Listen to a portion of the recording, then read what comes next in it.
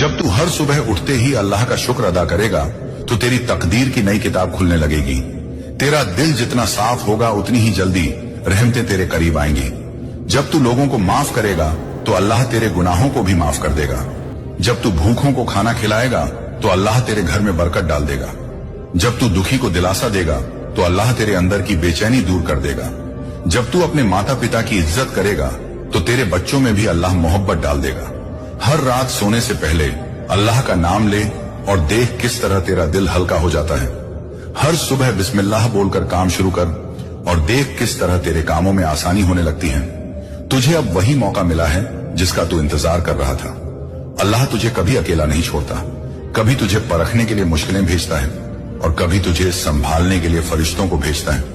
तू बस यकीन रख, सब्र रख और दुआ करता रह। हर दुआ खाली नहीं जाती। तेरे आंसुओं को भी अल्लाह सुनता है, तेरे टूटे दिल को भी अल्लाह देखता है। तेरा हर दर्द अल्लाह की नजरों से छुपा नहीं है।